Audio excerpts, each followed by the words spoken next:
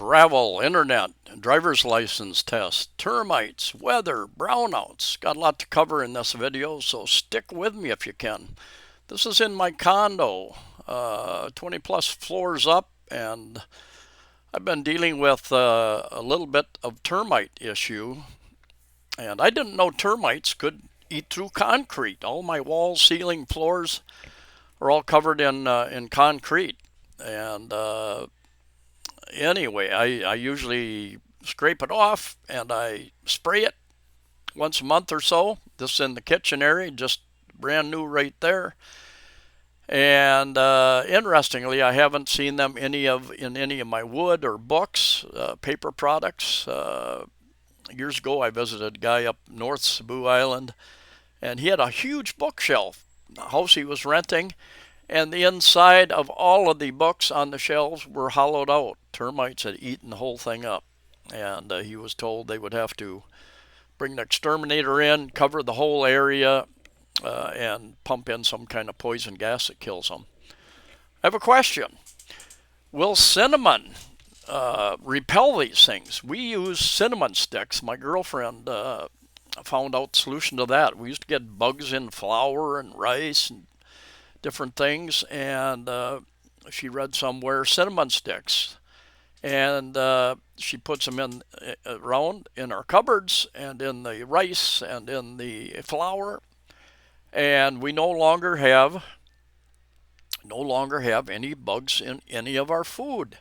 Rarely see them walking around on the floor. Very, very rare. I wonder. I'm out of cinnamon, so I'm gonna go buy some more cinnamon and kind of throw it up against the wall up there. It'll smell better, and hopefully it'll repel them also. They'll go some other place. But I talked to maintenance a year ago. Oh, you need to call an exterminator. Well, no, my landlady needs to call an exterminator. But if it's here, 20 plus floors up, it's all over the building. So I think it's a building issue. But of course, they aren't going to want to deal with it. They don't want to spend the money, I guess. I lived in Arizona in the USA for many, many years, and they said two kind of houses, those with termites and those that will have termites. Over the years, they started spraying the ground when they'd build to try to repel and or kill that type of thing. I don't know how long that lasts, if it's 5 years, 10 years. There's another bug here. I visited a friend subscriber a few years ago, a buck,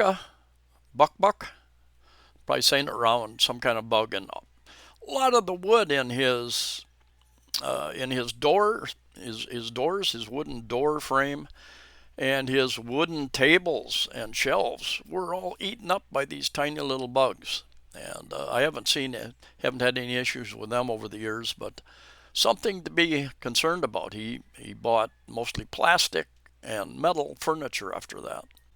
There is some kind of coating you can get also. Probably get that at the hardware store to put on different surfaces. I'll try that for sure.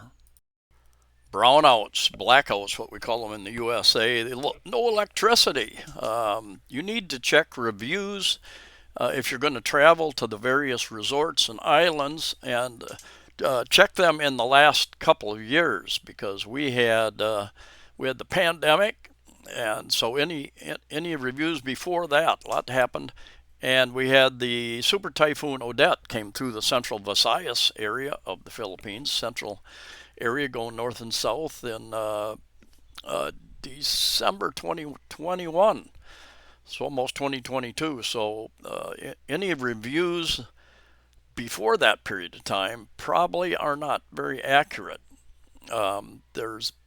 There's been news about I don't know what it is this year, but in the last high season, a little bit last year and this year, Boracay had like an 18-hour blackout, brownout, huge, extremely popular tourist area.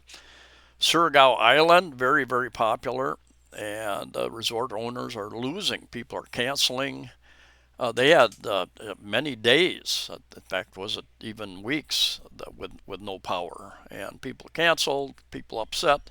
All those reviews get into the travel sites, of course, and many other parts as well are having issues with brownouts. So be sure that wherever you're going to go, they're going to have power for you.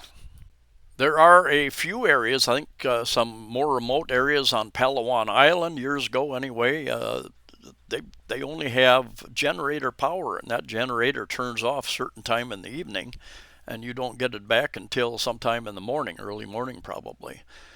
So check the details if that's important to you. It wouldn't hurt to carry a little solar panel with you. They got these fold-up ones, 12, 20, 18, 24-watt systems. Driver's license and driver's license renewal. I need to renew my driver's license. They've changed the rules about what you need to do to get a license here many years ago. Made it a little more difficult. It still varies by what part of the Philippines you are in. Some people will, anyway, a lot of the big cities, the bigger LTOs, make it more difficult if you have a tourist visa, for instance, to get a driver's license. Other places are giving tourist visas a license, is what I've heard. It took me 3 attempts, and I finally had a work visa, and I was able to get my driver's license, but it's up for renewal. I think it was good for 5 years at that point in time, and I need to take a test. So I found this place, PanoyDriver.com, I believe, and they have excellent take tests now. They've got excellent, many different tests on different subjects of driving, and the first one I took, I didn't do so well. The next ones, I scored 85 to 97%, I think, so I did pretty well. But yeah, good practice exams. And the way they have it set up now, I can actually go to their portal, LTO, Land Transportation, and I can take the test online using my computer and print out the passing score, take it with me, plus get a medical, a checkup, I think. I can do that. I think they have it right close to the LTO office as well, and should be able to get my renewal relatively easily and not cost me much. Tourist season and the changing weather. The weather is never normal. You know, every year is a little different, and I've absolutely observed that. My 10 years here in the Philippines, we've had, for instance, 2015, we had a drought. When I came here, 2019, 4 years later, we had a drought. 4 years later, 2023, we had a drought.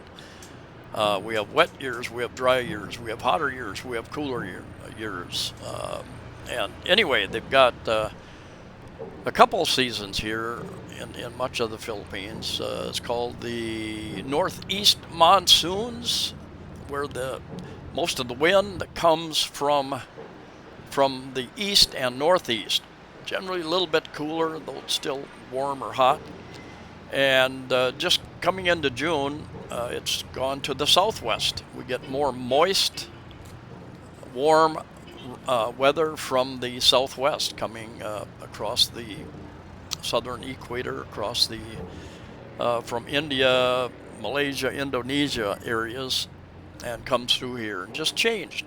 You can see the clouds moving in a different direction.